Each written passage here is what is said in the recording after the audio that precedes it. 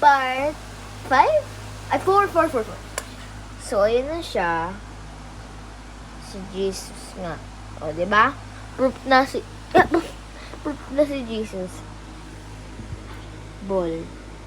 Put it there. Oh.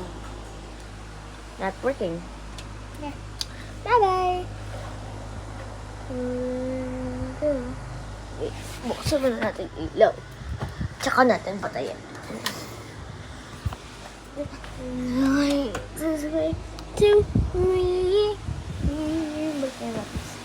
Sa box. So, basically, pinakita ko sa inyo. Tapos, napakita ko room ko. Hala, matatapos na naman.